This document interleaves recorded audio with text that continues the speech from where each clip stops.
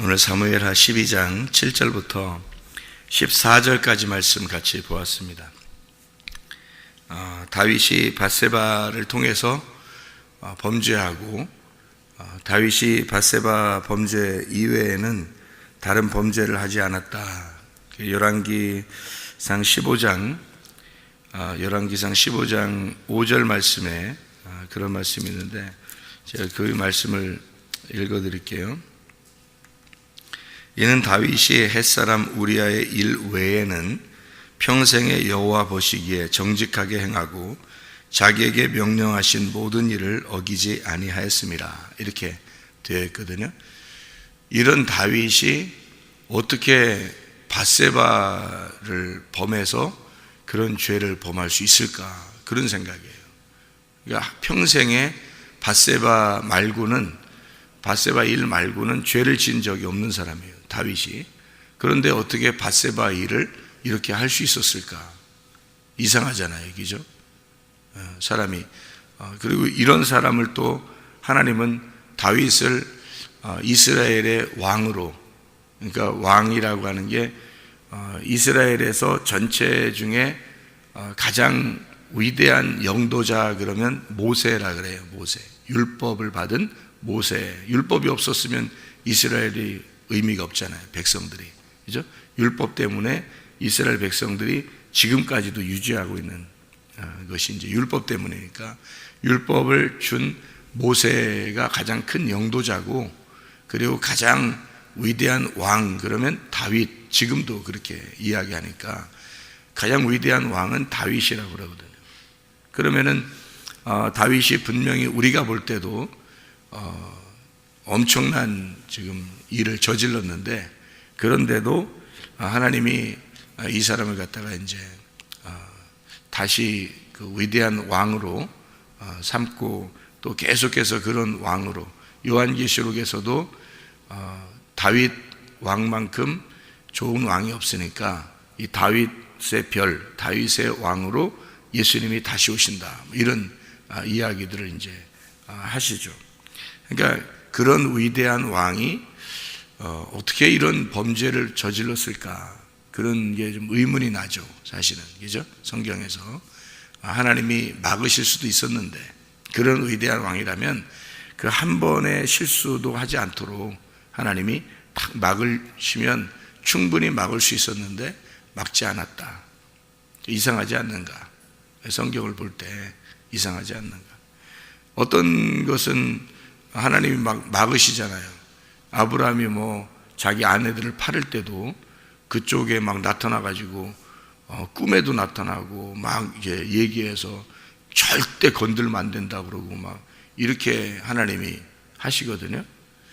그런데 다윗이 이렇게 범죄할 때는 그냥 두신단 말이에요. 그러면 이제 성경이 뭔가 이상한 거죠. 뭔가 이상하다기보다도 뭘 설명해 주려고 성경이 쓰여진 거죠. 뭘 설명해 주고 싶으니까.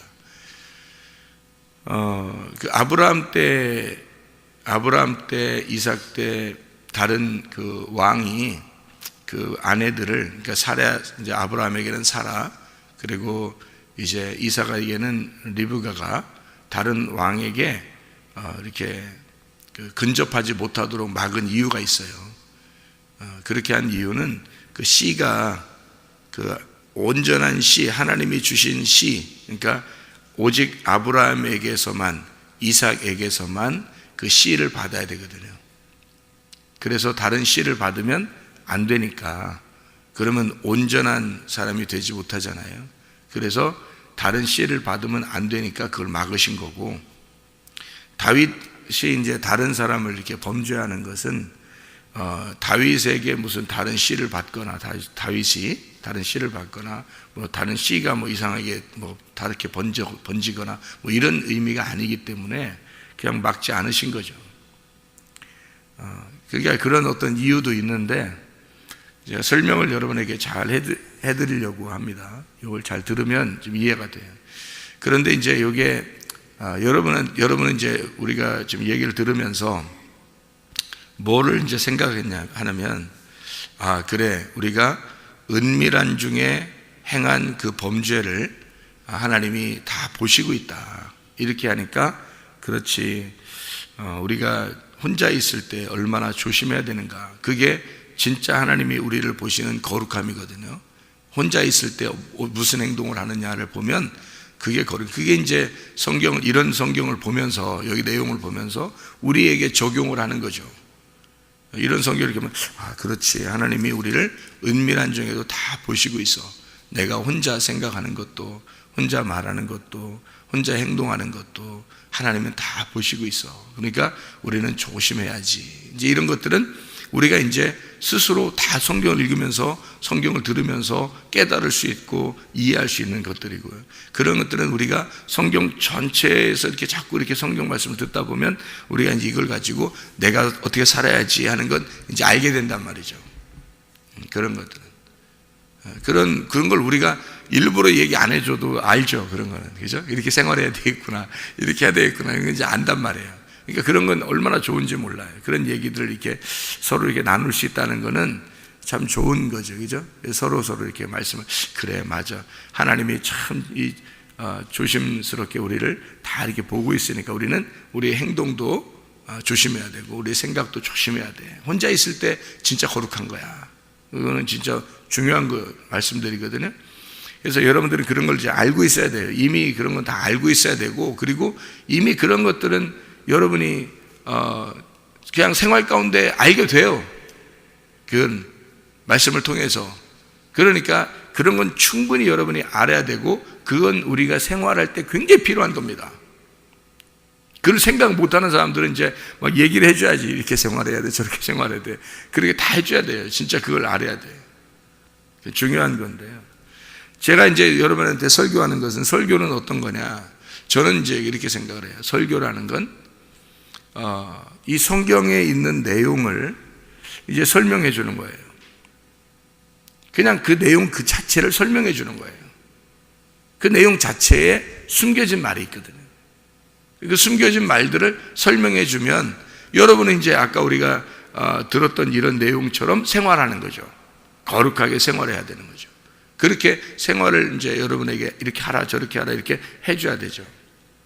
근데 그런 것들은 이제 얘기를 여러분끼리 이제 간증할 수 있고 서로 얘기할 수 있는 거고, 제가 여러분에게 주로 얘기하는 것들은 성경에 숨겨져 있는 내용입니다.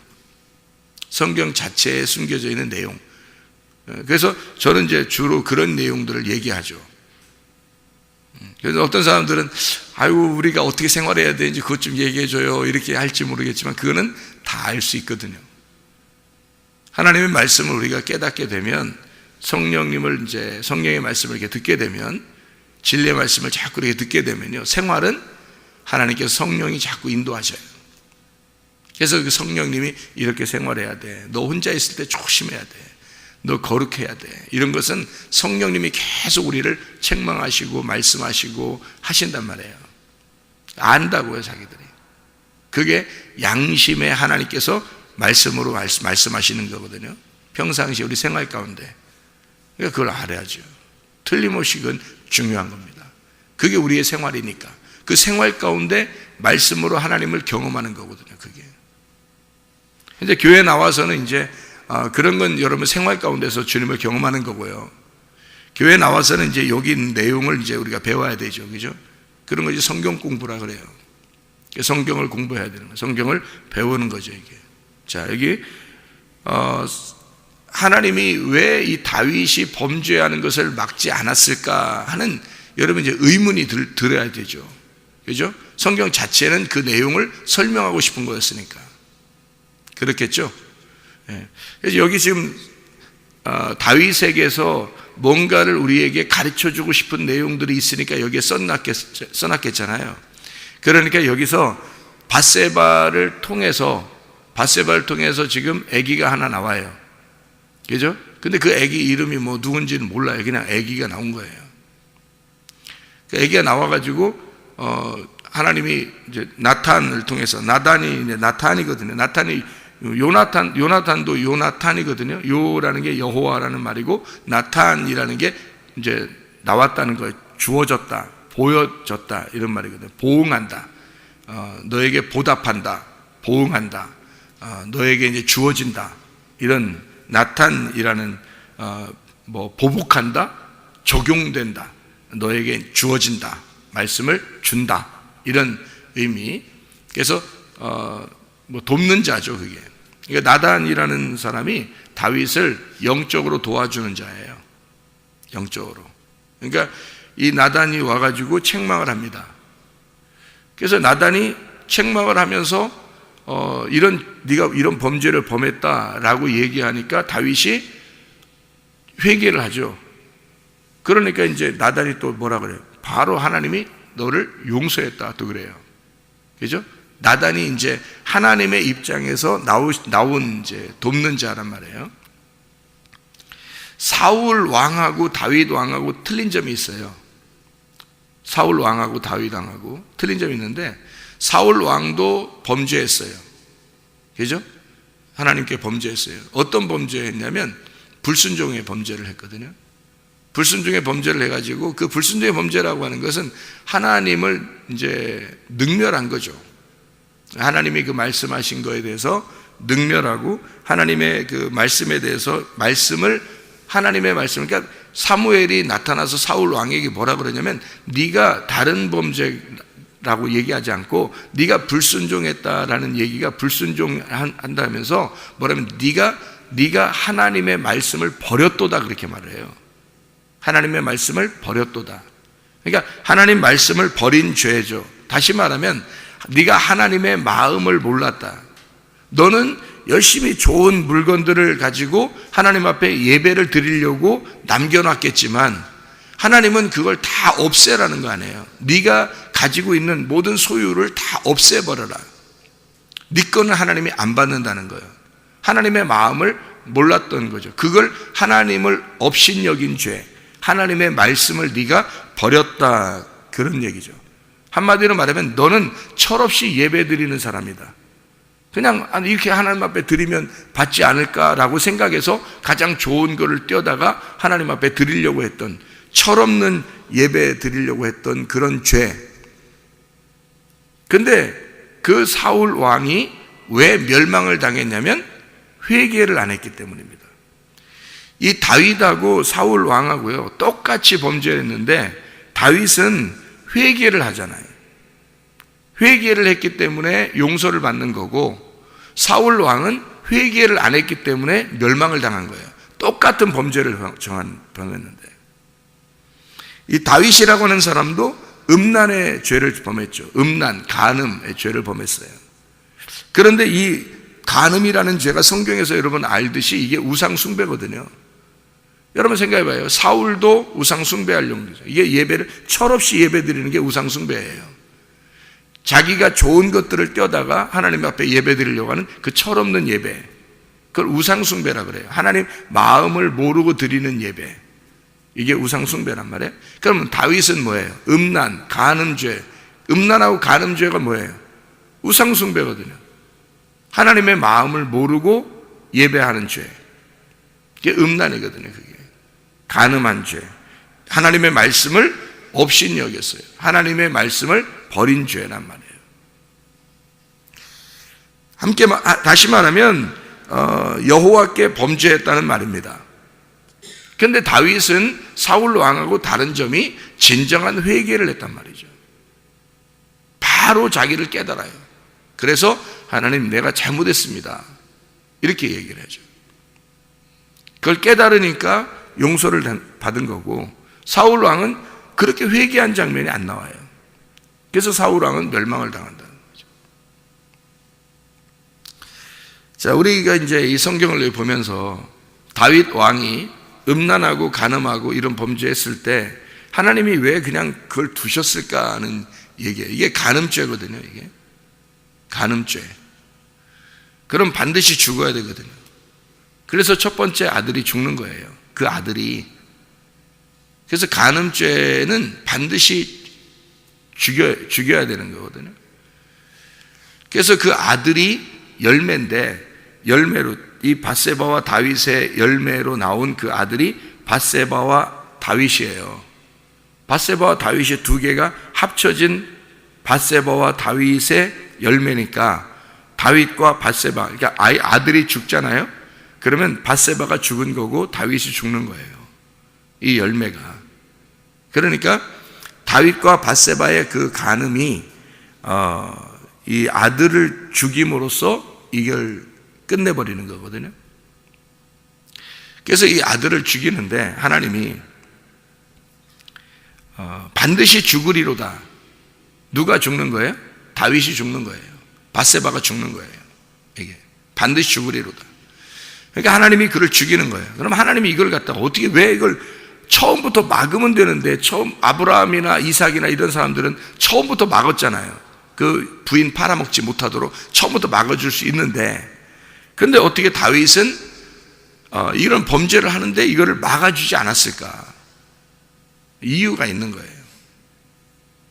다윗이 이런 범죄를 함으로써 하나님께 꼼짝 못하게 만드는 거죠. 다윗한테는 이런 범죄를 하고 있을 때 가만히 두는 거예요. 두면은 꼼짝 못하죠. 이건 이제 하나님께 잡힌 거예요. 그렇죠? 이제 하나님께 완전히 딱 이제 잡힌 자가 되는 거예요. 꼼짝 못해요. 벗어날 수가 없습니다. 율법적으로 벗어날 수 없는 범죄를 저지른 사람이 됐어요. 이제 하나님의 그물망에 딱 잡힌 겁니다. 그러니까 하나님으로부터 벗어나지 못하게 만들려고 하는 거죠. 다윗에게서는. 그렇죠? 그럼 이 다윗을 통해서 아이가 태어나게 만드는 것도 하나님의 계획인 거죠. 그러니까 하나님 입장에서는 하나님의 그 계획을 이루시려고 하는 거. 성경은 하나님의 계획이에요. 이게 다 하나님의 계획으로 이루어진 책이에요. 그러니까 하나님의 그 뜻이 쭉 이루어지게 만들어준 거고, 다윗에게는, 다윗 개인 그 한 사람에게는 하나님의 그물을 팍 쳐버리면서 못 벗어나게 만들어주고. 그래서 실제로 여러분, 하나님의 계획에 있지만, 이게 모든 게 하나님의 뜻이고 하나님의 계획에 있지만, 다윗이 범죄했을 때 다윗을 그냥 두지 않죠. 완전히 그를 다 멸망시켜 버립니다. 그렇죠? 다 값을 받도록 만들어 버려요. 평생에 이 범죄하기 전까지는 계속 승승장구했어요. 하나님이 계속 보호하고 지켜주고 이기게 하고 그랬죠. 근데 이 범죄하고 난 다음부터는요, 하나님이 다윗을 늘 고민스럽게 만들고 괴롭게 만들고 집안에 풍지박산 나게 만들고 막 이렇게 만들어줘요. 그래서 꼼짝 못하게 죽을 때까지 괴롭게 만들어 버립니다. 다윗 개인에게 있어서는요. 그러니까 하나님은 그 죄값을 그대로 갚아주는 거죠.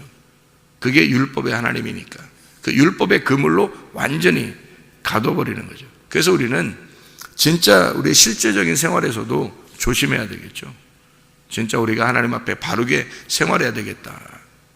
근데 이제 하나님의 계획을 한번 여러분에게 설명을 해볼게요. 자, 밧세바를 다윗이 범했다. 간음이죠. 간음죄입니다. 그러면 자, 하나님이 이 땅에 내려와서 마리아의 뱃속에, 하나님의 성령이 마리아의 뱃속에, 마리아는 어떤 거예요? 죄인이죠. 인간들은 죄인이란 말이에요. 하나님이 인간이라는 죄인의 뱃속에 들어가는 건 뭐예요? 간음이에요. 이게 그 자체가 간음이라고요. 하나님이 인간의 배를 빌려서 하나님이 인간의 뱃속에 들어가는 자체가 간음이라고요. 여러분 잘 생각해 보라고요. 하나님이 어떻게 부정한 인간 속에 들어갑니까? 말이 안 되죠. 다윗이라고 하는 이 사람이 어떻게 남편이 있는 아내에게 들어갑니까? 말이 안 되죠. 그걸 간음이라 그러는 거예요. 하나님 자체가, 하나님의 성령이 인간이라는 마리아 뱃속에 들어간다는 자체는 간음이에요. 그 간음으로 태어난 아들은 어떻게 돼야 돼요? 죽어야 되는 겁니다. 그래서 예수님이 죽는 거예요. 여러분, 이 아들이 죽는 것은 예수가 죽는 거예요. 이거를 하나님의 계획 속에서 설명해내는 겁니다. 하나님 아버지가 인간의 뱃속에 간음하여 들어가 인간 마리아와 함께 관계를 가져 하나님이 인간의 뱃속에 들어가 간음을 저질러 그리고 그 아이가 태어난 것이 예수예요. 그 예수는 죽어야 되는 겁니다. 그래서 그 아들이 죽고 두 번째 아들로 부활하여 태어나는 것이 솔로몬이에요.